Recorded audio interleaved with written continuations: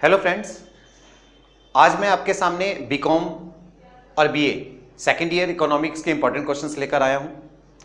Last video के अंदर मैंने फाइनल ईयर के इंपॉर्टेंट क्वेश्चंस आप लोगों से डिस्कस किए थे। जो फाइनल ईयर के स्टूडेंट्स हैं वो इस वीडियो को देख सकते हैं। और इस वीडियो के अंदर ये जो क्वेश्चंस मैं लेकर आया हूं ये एसओएल स्टूडेंट्स के लिए और नॉन कॉलेज स्टूडेंट्स के पेपर्स को ध्यान में रखते हुए मैंने बनाए हैं। और अगर हम बात करें तो टोटल 19 चैप्टर्स हैं हमारी बुक्स के अंदर सेकेंड ईयर इकोनॉमिक्स के अंदर, और इन सभी चैप्टर्स में से मैंने कुछ इंपॉर्टेंट क्वेश्चंस निकाले हैं पिछले एक्सपीरियंस के हिसाब से। और साथ ही साथ ये जो क्वेश्चंस हैं ये बार बार रिपीट कर रहे हैं और ओवरऑल पेपर इन्हीं क्वेश्चंस में से कवर अप हो जाता है। क्वेश्चंस को बताने से पहले मैं आप लोगों को पेपर का स्ट्रक्चर बताना चाहूँगा। सेकेंड ईयर का जो पेपर का स्ट्रक्चर आता है उसमें टोटल ओवरऑल 75 मार्क्स का पेपर होता है, और उन 75 मार्क्स के पेपर में total number of questions 8 questions आते हैं, और 8 में से बेटे 5 क्वेश्चंस हमें अटेम्प्ट करने होते हैं। अभी जो 5 क्वेश्चंस हैं ये 5 क्वेश्चंस 5 नजर आते हैं लेकिन 5 ही होते नहीं है एक्चुअली में। जैसे फॉर एग्जांपल जो फर्स्ट क्वेश्चन है वो फर्स्ट क्वेश्चन उसका ए पार्ट और बी पार्ट आ जाएगा। तो ए पार्ट में भी 10 मार्क्स का होगा, बी पार्ट 5 मार्क्स का होगा, तो 15 मार्क्स का क्वेश्चन बनता है। टोटल ओवरऑल 15 मार्क्स का ईच क्वेश्चन होता है। 15 5 75 मार्क्स का पेपर आता है। लेकिन मैं फिर से आपको रिपीट कर रहा हूं कि ये जो 5 क्वेश्चंस हैं 5 नहीं होते, ये 10 या कभी कभी 10 से भी ज्यादा क्वेश्चंस नजर आते हैं। बहुत रैंडमली ऐसा देखने को मिलता है कि एक पूरा क्वेश्चन 50 मार्क्स का आ गया, उसका कोई पार्ट नहीं है। जनरली होता ही यही है कि एक क्वेश्चन के 2 या 3 पार्ट होते हैं। तो आप मान के चलिए कि आपको एटलीस्ट 10 क्वेश्चन तो कवर करने ही करने होते हैं। नजर 5 क्वेश्चन आएंगे लेकिन अटेम्प्ट कितने करने पड़ेंगे ओवरऑल आपको? 10 क्वेश्चंस मिनिमम। आप देख सकते हैं पिछले 10 ईयर के क्वेश्चंस उठाकर। अब इन क्वेश्चंस को अगर हम बात करें तो ये क्वेश्चंस भी कॉन्सेप्ट्स के अकॉर्डिंग स्टार्ट में हैं सारे के सारे। जो कॉन्सेप्ट है जैसे नेशनल इनकम का कॉन्सेप्ट है, national income determination in 2 sector 3 sector and open economy का कॉन्सेप्ट है, मनी का कॉन्सेप्ट है, ISN LMN BOP का कॉन्सेप्ट है। ये सारे कॉन्सेप्ट्स में से कुछ इंपॉर्टेंट क्वेश्चंस मैंने निकाले हैं। अब मैं आपके सामने क्वेश्चंस बताता हूं एक एक करके one by one. Let's see. पहला जो कॉन्सेप्ट है वो पहला जो चैप्टर है वो है इंट्रोडक्शंस टू मैक्रो इकोनॉमिक्स। और ये इंट्रोडक्शंस टू मैक्रो इकोनॉमिक्स में सिर्फ एक ही क्वेश्चन आता है और इसमें कुछ खास इंपॉर्टेंट क्वेश्चन भी है, ये भी रैंडमली ही देखने को मिलता है। तो पहला क्वेश्चन जो आता है वो आता है what is the macro economics and what are the major issues और कंपोनेंट्स ऑफ मैक्रो इकोनॉमिक्स। अगर मैं इसको हिंदी में इस क्वेश्चन को डिक्टेट करूं तो हिंदी में क्वेश्चन बनता है समष्टि अर्थशास्त्र किसे कहते हैं और समष्टि अर्थशास्त्र के मूल तत्व या मूल घटकों को बताइए। ज्यादा से ज्यादा ये क्वेश्चंस 10 मार्क्स या 7.5 मार्क्स का देखने को मिलता है। फर्स्ट ही क्वेश्चन होता है और उसका ए पार्ट ही होता है। जैसा मैंने आपको पहले ही बताया कि जो क्वेश्चंस होते हैं वो फर्स्ट क्वेश्चन में पार्ट्स में, हर क्वेश्चन पार्ट्स में होता है। तो ये वाला भी ए पार्ट में नजर आएगा आपको क्वेश्चन। बी पार्ट में सेकंड कॉन्सेप्ट में आएगा। इस चैप्टर में से एक ही क्वेश्चन आता है। सेकंड जो कॉन्सेप्ट है वो बहुत ही इंपॉर्टेंट कॉन्सेप्ट है। कॉन्सेप्ट का नाम है नेशनल इनकम का डिटर्मिनेशन, उसकी प्रॉब्लम्स, कैलकुलेशन कैसे की जाती है। 12th में आप लोगों ने देखा होगा कि हम नेशनल इनकम का इंपॉर्टेंट क्वेश्चन पढ़ा करते थे सेकंड बुक के अंदर, लेकिन वहां पर कैलकुलेशन के ऊपर हमारा कॉन्सेंट्रेशन होता था। यहां पर हम कैलकुलेशन नहीं करेंगे। कैलकुलेशन का क्वेश्चन नेशनल इनकम में से नहीं पूछता। ये थ्योरेटिकल क्वेश्चन पूछता है नेशनल इनकम में से।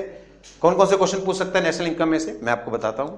सबसे जो पहला जो क्वेश्चन है वो है कंप्यूटेशन ऑफ नेशनल इनकम की बात करता है। और कंप्यूटेशन ऑफ नेशनल इनकम में आप लोगों को पता ही है कि नेशनल इनकम को मेथड मेजर करने के 3 मेथड्स हैं, income method, product method and expenditure method. और ये इसी में से 3 क्वेश्चन क्रिएट करता है। जैसे मैंने आपको बताया क्या क्या पूछता है। पहला सेकंड क्वेश्चन की हम बात करें, हाउ द GDP और national income computed by using value added और product method। It's the same thing, value added और product method।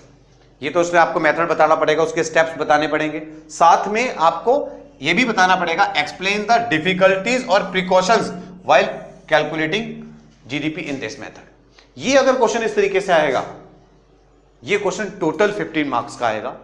और अगर ये किसी के पार्ट में आएगा तो पार्ट में सिर्फ या तो सिर्फ इसका ये चीज पूछ लेगा, या हो सकता है डिफिकल्टीज पूछ ले, या सिर्फ प्रिकॉशंस पूछ ले। पूरा क्वेश्चन पार्ट्स में नहीं पूछेगा। अगर पूरा क्वेश्चन वो पूछेगा तो पूरा क्वेश्चन ओवरऑल 50 मार्क्स का, उससे कम का होने का कोई मतलब नहीं बनता। ठीक इसी तरीके से 2 क्वेश्चन और निकल कर आते हैं। पहला इसका third question overall, how the GDP और national income computed by using the income method. Same question है और वही चीज आगे भी पूछता है, डिफिकल्टीज एंड प्रिकॉशंस बता दीजिए इस मेथड से रिलेटेड। सेम थर्ड क्वेश्चन अगर आगे हम बात करें नेक्स्ट की, जीडीपी और नेशनल इनकम कंप्यूट करवा रहा है, एक्सपेंडिचर मेथड से कैलकुलेट करवा रहा है, सेम डिफिकल्टीज एंड प्रिकॉशंस भी इसके अंदर आ रही है। तो ये जो क्वेश्चंस हैं ये नेशनल इनकम्स की कैलकुलेशन से रिलेटेड क्वेश्चंस हैं। ओके, जो नेक्स्ट क्वेश्चन है हमारा नेशनल इनकम से रिलेटेड, वो नेक्स्ट क्वेश्चन है right the difference between real income, sorry real GDP भी कह सकते हैं, and nominal GDP. Real GDP को हम हिंदी में कह सकते हैं हम लोग इसको वास्तविक जीडीपी और मौद्रिक जीडीपी में अंतर बताइए। बहुत सिंपल सा क्वेश्चन है, ज़्यादा ज़्यादा 5 या 7.5 नंबर का क्वेश्चन देखने को मिलता है। नेशनल इनकम की कॉन्सेप्ट चल रहा है अभी तक ये। नेक्स्ट है, is increase in the GDP an indicator of increase in the social welfare. Comment, मतलब क्या जीडीपी या राष्ट्रीय आय में वृद्धि एक देश के सामाजिक कल्याण में वृद्धि को प्रकट करती है, समझाइए। तो बेसिकली ये क्वेश्चन घुमा के पूछा गया है। ये क्वेश्चन आपके लिए हम कह सकते हैं कि लिमिटेशंस ऑफ जीडीपी की बात करता है कि जीडीपी की कौन कौन सी लिमिटेशंस हैं बता दीजिए। जीडीपी की लिमिटेशन जैसे आपने देखा होगा, डिस्ट्रीब्यूशन ऑफ जीडीपी हो सकता है, कंपोजिशन ऑफ जीडीपी हो सकता है, और एक्सटर्नलिटीज एक फैक्टर है इसका। तो ये कुछ आपको लिमिटेशंस पॉइंट्स में बतानी है। नेक्स्ट है, right a short note on the following. Right a short note on the followings में हम देख सकते हैं, पहला है ऑपरेटिंग सरप्लस, निम्नलिखित पर संक्षिप्त टिप्पणी लिखिए। ऑपरेटिंग सरप्लस को हिंदी में कहते हैं प्रचालन अधिशेष। सेकंड, कंपनसेशन ऑफ एम्प्लॉइज, कर्मचारियों का पारिश्रमिक। मिक्स्ड इनकम, मिश्रित आय। ये जो 3 मैंने यहाँ पर शॉर्ट नोट दिए हैं, ये आपको मैंने आप कह सकते हैं कि जबरदस्ती यहाँ लिख दिए हैं। एक्चुअली में ये आप जब एक क्वेश्चन मैंने आपको पहले ही बताया था कि explain the computation of national income by income method, तो इनकम मेथड में जब आप कंप्यूटेशन करेंगे तो वहाँ पर आपके स्टेप्स में ये कंपोनेंट आते हैं। बेसिकली उसी के स्टेप्स हैं इनकम मेथड के, operating surplus, compensation of employees and mixed income को जोड़कर आपका NDP/FC बनता है। और वहाँ पर अगर आप उस क्वेश्चन को कर चुके हैं तो आपको ये वाले 3 क्वेश्चंस या 3 शॉर्ट नोट्स को लिखने में कोई प्रॉब्लम नहीं होनी चाहिए। अलग नहीं है, अलग से लिखे गए हैं ताकि आप लोग कंफ्यूज ना हो जाएं कि ये क्या है और उसमें क्या प्रॉब्लम है। सेम है, इसको अलग से नहीं करेंगे। वो वाला क्वेश्चन अगर आप ठीक से प्रिपेयर कर लेंगे तो ये काम करेगा। ठीक है, नेक्स्ट है actual GDP and potential GDP में डिफरेंस बता दीजिए। अच्छा, ये एक्चुअल जीडीपी और पोटेंशियल जीडीपी को हिंदी में अगर हम कहें तो हमारी वास्तविक जीडीपी और पोटेंशियल अर्थात हमारी संभावित जीडीपी में आप लोगों को एक शॉर्ट नोट लिखना है। ये वाला क्वेश्चन जीडीपी गैप के नाम से भी देखने को मिलता है कि right a short note on GDP gap या फिर जीडीपी अंतराल किसे कहते हैं। अच्छा, एक जो मैं शॉर्ट नोट लिख रहा हूँ, एक चीज़ का ध्यान रहे कि शॉर्ट नोट जरूरी नहीं शॉर्ट नोट के रूप में ही आएंगे, अलग से क्वेश्चन पूछ लेगा what is GDP gap explain, तो आप कहेंगे नहीं जी वो शॉर्ट नोट में था तो यहाँ कैसे लिखें। सेम है, शॉर्ट नोट बस एक अलग से फॉर्मेट होता है क्वेश्चन पूछने का, अदरवाइज एक अलग क्वेश्चन ही होता है। नेक्स्ट है इम्प्लिसिट डिफ्लेटर।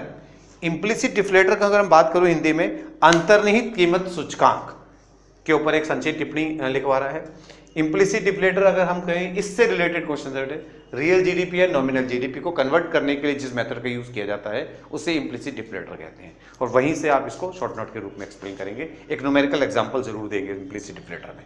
नेक्स्ट है सर्कुलर फ्लो ऑफ इनकम, आय का चक्रीय प्रवाह किसे कहते हैं। Circular flow of income 2 sector, 3 sector and 4 sector economics, 4 sectors economy के अंदर देखने को मिलती है। सारे ही पढ़ के जाएंगे, जनरली वो 3 सेक्टर एंड 4 सेक्टर्स की ही पूछता है। ये शॉर्ट नोट हो गए। फिर मैं आपको बताऊंगा ये जो मैंने 3 लिख दिए सिर्फ प्रिकॉशनरी लिख दिए गए हैं, मेन आपके यही है। अब यहां से जो कॉन्सेप्ट है हमारा नेशनल इनकम का कॉन्सेप्ट फिनिश हो जाता है। जो नेक्स्ट कॉन्सेप्ट है वो नेक्स्ट कॉन्सेप्ट है हमारा consumption and investment. Consumption and investment, consumption and investment में से 1 या 1.5 क्वेश्चन देखने को मिलता है, 1.5 क्वेश्चन में से देखने को मिलता है। पहला है explain the relationship between disposable income and consumption. Hindi में इस क्वेश्चन को मैं अगर बोलूं तो प्रयोज्य आय तथा उपभोग में संबंध बताइए। ये क्वेश्चंस दूसरे तरीके से भी कई बार पूछा जा चुका है, जैसे explain the Keynes psychological law of consumption, मतलब केन्स के उपभोग का मनोवैज्ञानिक नियम समझाइए। ये जनरली 7.5, 5, 10 नंबर तक में पूछा गया, बहुत ही बढ़िया फॉर्मेट के अकॉर्डिंग इसको लिखा जाता है। नेक्स्ट है what is consumption function, consumption function किसे कहते हैं, यानी कि उपभोग फलन किसे कहते हैं। Right the difference between linear and non linear consumption function. पहले इतना समझिए, रेखीय तथा आरेखीय उपभोग फलन में अंतर बताइए। और लास्ट में है right the factors affecting consumption, right the factors affecting consumption, उपभोग या उपभोग की प्रवृत्ति को प्रभावित करने वाले कारण बताइए। जैसे जनरली ये कंजम्पशंस की जगह आपसे पूछ सकता है प्रोपेंसिटी टू कंज्यूम पूछ सकता है, प्रोपेंसिटी टू कंज्यूम के नाम से आपसे वो पूछ सकता है कि उपभोग की प्रवृत्ति को प्रभावित करने वाले कारण बताइए। इस क्वेश्चन में आपको एक बात बताना चाहूंगा, अगर ये क्वेश्चन आता है यहां तक पूरा क्वेश्चन आता है तो टोटल 15 मार्क्स का क्वेश्चन पूछा जाएगा। और linear and non linear consumption function में वो जो आप हम छोटी क्लासेस या 12th क्लासेस के अंदर लिखते थे कि भाई इधर लीनियर लिख दिया इधर नॉन लीनियर लिख दिया, ऐसा बिल्कुल मत करना।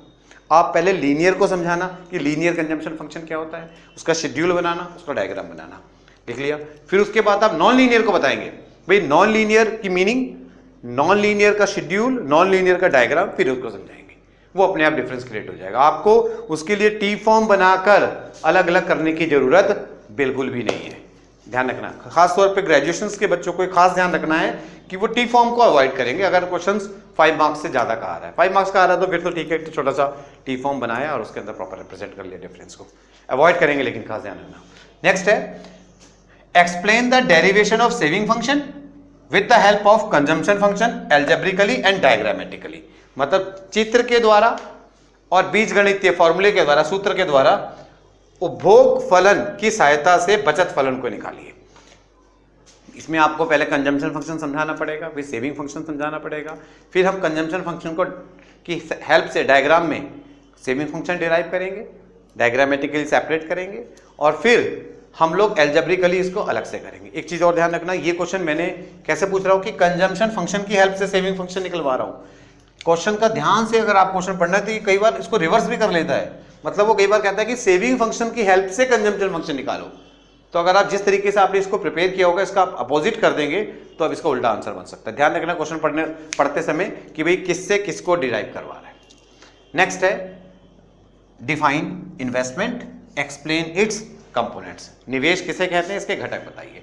जब वो कहेगा निवेश 5 नंबर 7.5 नंबर तक आता है, वो कहता है कि निवेश किसे कहते हैं, तो आप निवेश को बताएंगे और उसके कुछ टाइप्स भी बताना मत भूलना। कहीं एक लाइन में आपने लिख दिया भाई निवेश किसे कहते हैं, फिर आपने उसके 2-4 कंपोनेंट बताए, हाथ छुट्टी, ऐसे बिल्कुल मत करना।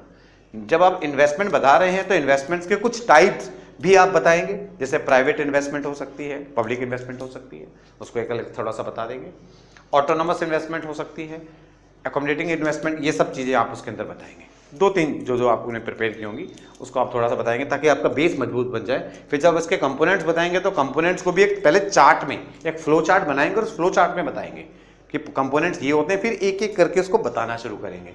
एक चीज़ खास ध्यान रखना, इकोनॉमिक्स के अंदर 2 चीज़ों के ऊपर हम लोगों को काम करना होता है, एक language that is very important and the second is format. खिचड़ी पका के नहीं आ जानी वहाँ पर कि जी मैंने तो 10 पेज भरे थे मेरे को तो नंबर ही नहीं मिले, वो मिलेंगे भी नहीं, कोई भी एग्जामिनर नहीं देगा।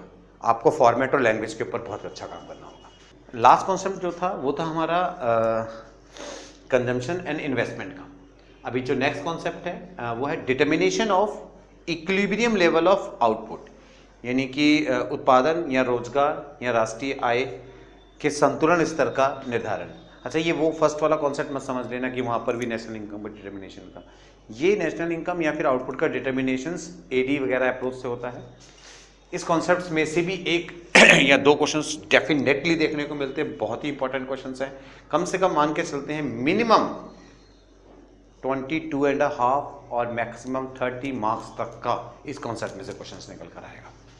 नेक्स्ट है इसमें से question number 12, explain the determination of equilibrium level of GDP बोल लीजिए या आउटपुट बोल लीजिए इन ए 2 सेक्टर और 3 सेक्टर इकोनॉमी, मतलब 2 या 3 क्षेत्रीय अर्थव्यवस्था के अंतर्गत जीडीपी या उत्पादन के संतुलन स्तर के निर्धारण को समझाइए। वो कोई एक सेक्टर में पूछेगा, 2 या 3 में, ऑलमोस्ट दोनों क्वेश्चन सेम होते हैं। 2 सेक्टर्स के अंदर AD is equal to C plus I हो जाता है और 3 सेक्टर्स के अंदर AD is equal to C plus I plus G हो जाता है। और हाँ, एक चीज और बता दूं, कई बार वो 4 सेक्टर में भी आपसे पूछ सकता है तो अगर वो फोर्थ सेक्टर में पूछता है तो भी एक एक्स्ट्रा कंपोनेंट जोड़ देंगे, C plus I plus G plus X minus M, net export हम उसको कह देते हैं। खास ध्यान रखना, जो मेन इंपॉर्टेंट है वो आप 2 सेक्टर के ऊपर कॉन्सेंट्रेट करेंगे, फॉर्मेट 2 सेक्टर्स के अकॉर्डिंग ही सीखना है, और फिर 3 और 4 में वही फॉर्मेट लगेगा, सिर्फ जी और एक्स माइनस एम अलग से ऐड हो जाता है। और इसको निकालने डिटरमाइन करने की भी 2 अप्रोचेस होती हैं। पहले है aggregate expenditure equal to aggregate output approach, मतलब समग्र व्यय तथा समग्र उत्पादन विधि के द्वारा, और दूसरा आ सकता है सेविंग एंड इन्वेस्टमेंट अप्रोच, बचत तथा निवेश विधि। कोई भी एक अप्रोच पूछेगा और कोई भी एक सेक्टर पूछेगा, 2, 3 और 4 में से कोई एक सेक्टर होगा, और दोनों अप्रोचेस में से किसी एक ही सेक्टर से वो क्वेश्चन पूछेगा। और अगर वो ये क्वेश्चन पूछता है तो ओवरऑल क्वेश्चन 15 मार्क्स यानी कि फुल मार्क्स का क्वेश्चन होता है। काफ़ी अच्छा फॉर्मेट के अकॉर्डिंग बताना पड़ता है, पहले मीनिंग, कंडीशंस, फिर कंडीशंस के जो कंपोनेंट होते हैं उसको आप एक्सप्लेन करते हैं, फिर आप उसको एक शेड्यूल एंड डायग्राम से एक्सप्लेन करते हैं, फिर उसमें फॉर एग्जांपल अगर आप ये अप्रोच यूज़ कर रहे हैं तो अगर aggregate expenditure greater than aggregate output उसको आप समझाते हैं, लेस देन को आप समझाते हैं, तो एक बहुत ही बढ़िया क्वेश्चंस निकल कर आता है, कंप्लीट क्वेश्चन है। नेक्स्ट है इसी कॉन्सेप्ट में से, व्हाट इज इन्वेस्टमेंट मल्टीप्लायर, निवेश गुणक किसे कहते हैं, explain the relationship between MPC, MPC means marginal propensity to consume and investment multiplier, निवेश गुणक मतलब सीमांत उपभोग प्रवृत्ति तथा निवेश गुणक में संबंध बताइए। ये क्वेश्चन अलग से भी पूछ लेता है, सिर्फ इतना एक्सप्लेन वाला, ये क्वेश्चन अलग से पूछ लेगा, 5 मार्क्स का भी रिलेशन बता दो, जनरली दोनों में डायरेक्ट रिलेशन होता है। और नेक्स्ट क्वेश्चन है explain the process of investment multiplier, निवेश गुणक की प्रक्रिया को समझाइए। ये क्वेश्चन आप 12th में आपने देखे होंगे, ये 12th बेसिस के अकॉर्डिंग है क्वेश्चंस मैक्रो इकोनॉमिक्स की बुक में। ये एक क्वेश्चन ही है, टोटल कॉन्सेप्ट इन्वेस्टमेंट मल्टीप्लायर का क्वेश्चन है। कई बार ऐसे पूछता है कि what is investment multiplier, explain its process, या खाली ये भी पूछ लेगा। नेक्स्ट है explain the net export function, what factors may cause a shift in net export function, शुद्ध निर्यात फलन किसे कहते हैं, और शुद्ध निर्यात फलन के खिसकाव के कारण बताइए कि ऐसे कौन से फैक्टर है जिससे नेट एक्सपोर्ट फंक्शन आपका शिफ्ट हो जाता है, खिसक जाता है। एक चीज इसमें भी मैं बता दूं, ये वेरी इंपॉर्टेंट क्वेश्चन, बहुत इंपॉर्टेंट क्वेश्चन, ध्यान रखना कि नेट एक्सपोर्ट फंक्शन, इसका भी एक फॉर्मेट है कि पहले नेट एक्सपोर्ट फंक्शंस बताएंगे, फिर एक नेट एक्सपोर्ट होता है उसे बताएंगे, फिर नेट एक्सपोर्ट फंक्शंस का एक छोटा सा मीनिंग होता है कि भी export function minus import function, फिर एक्सपोर्ट फंक्शन बताएंगे, एक्सपोर्ट फंक्शन को इन्फ्लुएंस करने वाले फैक्टर्स बताएंगे, इंपोर्ट फंक्शन बताएंगे, उसके फैक्टर्स बताएंगे, दोनों का डायग्राम बनेगा, फिर डेरिवेशन होगा। ध्यान रखना ये डायग्रामेटिकली डेरिवेशन आता है, एल्जेब्रिकली डेरिवेशन आता है, आपको पूरा करके दिखाना है इसको। शायद अगली कुछ वीडियोस में भी मैं कुछ जो इंपॉर्टेंट क्वेश्चंस हैं, जैसे नेट एक्सपोर्ट फंक्शन बहुत ज़्यादा इंपॉर्टेंट क्वेश्चन है, अभी आगे लास्ट में क्वेश्चन आएगा आपका ISN LM करके भी क्वेश्चन हम डिस्कस करेंगे, वो अप्रोच हो गया नेशनल, या फिर नेशनल इनकम का जो क्वेश्चन था आउटपुट मेथड्स में कैसे हम एक्सप्लेन करते हैं, इनकम मेथड वगैरह, उसकी मैं शायद सिंगल छोटी वीडियोस आपको सामने अपलोड करूंगा, 5 या 10 मिनट की वीडियोस होंगी, लेकिन वो वीडियोस आपको डेफिनेटली कम से कम 3-4 वीडियोस आएंगी डेफिनेटली, और उन वीडियोस के अंदर डेफिनेटली आपको कम से कम 50 से 60 मार्क्स का फायदा हो जाएगा। चलिए आगे बढ़ते हैं। Next time explain the process of credit creation in a single banking system and what are its limitations, मतलब साख निर्माण की प्रक्रिया समझाइए एक ही बैंकिंग प्रणाली के अंतर्गत, साख निर्माण की प्रक्रिया समझाइए एक ही बैंकिंग प्रणाली के अंतर्गत, और इसकी सीमाएं भी बताइए कि इसके अंदर कौन कौन सी कमियां होती हैं। ये सिंगल बैंकिंग सिस्टम में भी पूछ सकता है और मल्टीपल में भी पूछ सकता है कि भाई मल्टीपल बैंकिंग सिस्टम में भी पूछ सकता है। तो सेम प्रोसेस है, ज़्यादा आप एक बार स्टडी करेंगे तो दोनों को करने का तरीका ऑलमोस्ट सेम है। नेक्स्ट है right A short note on the following, निम्नलिखित पर संक्षेप टिप्पणी लिखिए। डिमांड फॉर मनी, मुद्रा की मांग पर संक्षेप टिप्पणी पूछ सकता है, क्वेश्चन पूछ सकता है। फंक्शंस ऑफ मनी, बहुत ही simple question, functions of money 12th का क्वेश्चन है, primary function, secondary function etcetera.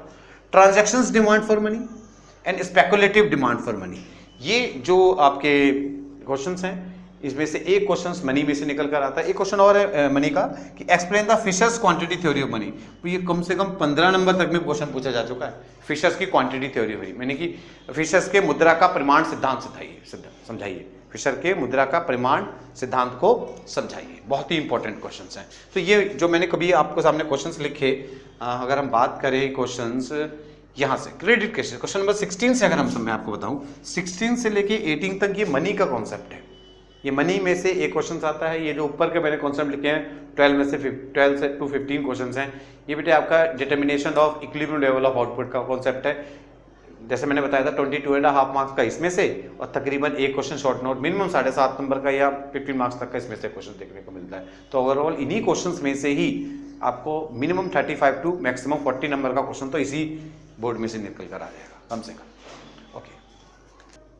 Okay, the next concept is IS and LM analysis. बहुत ही इंपॉर्टेंट कॉन्सेप्ट है, एक क्वेश्चन और 1.5 क्वेश्चन डेफिनेटली देखने को मिलता है। IS एंड LM मतलब IS का मतलब होता है investment and saving, and L and M, L का मतलब होता है demand for money and M का मतलब होता है सप्लाई ऑफ मनी। तो जो IS कर्व होता है वो प्रोडक्ट मार्केट या गुड्स मार्केट से बिलोंग करता है, और जो LM कर्व होता है वो मनी मार्केट से बिलोंग करता है। एक या 1.5 question definitely minimum 15 maximum 25-30 marks तक का क्वेश्चन इसमें से देखने को मिलता है। क्वेश्चंस क्या हैं? लिमिटेड क्वेश्चंस हैं, बहुत ज़्यादा क्वेश्चंस नहीं हैं, कॉन्सेप्ट वाइज क्वेश्चंस हैं। देखते हैं कौन से क्वेश्चंस इसमें में है। Explain the derivation of IS curve. वो कह सकता है कि explain the derivation of from IS curve from product market, तो वो सेम थिंग है, उससे परेशान होने की जरूरत नहीं है। What are the causes of shifting of IS curve? What are the causes of shifting of IS curve and how it influences interest rate and GDP। मतलब IS वक्र को समझाइए या उसको डायग्रामेटिकली उसको निकाल के दिखाइए, और वो कौन से कारण हैं जिससे IS कर्व में खिसकाव आता है, इस वक्र में खिसकाव आता है, और इसके खिसकाव आने से ब्याज की दर और GDP के ऊपर क्या प्रभाव पड़ता है। ये बहुत ही इंपॉर्टेंट क्वेश्चन है, अपने आप में टोटल 15 मार्क्स का क्वेश्चन क्रिएट होता है। ये सेम यही क्वेश्चन LM कर्व में आ जाता है। जैसे सिर्फ LM कर्व चेंज होगा, बाकी सेम क्वेश्चन है। Explain the derivation of LM curve, यानी कि LM वक्र को निकालिए। What are the causes of shifting of LM curve, मतलब LM वक्र के खिसकाव के कारण बताइए। And how it influences interest rate and GDP।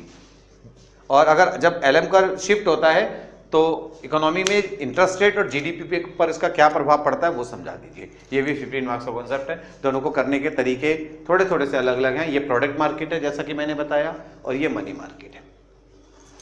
आगे बात करते हैं। मैंने आपको पहले भी बोला था कि मैं शायद हो सकता है इनकी स्मॉल छोटी छोटी वीडियोस 5 या 10 मिनट की लेके आऊंगा। तो अगर हम एक और क्वेश्चन अगर मैं इसमें से ले लूं कि derive the aggregate demand curve using IS and LM approach, इसका एक और इंपॉर्टेंट क्वेश्चन।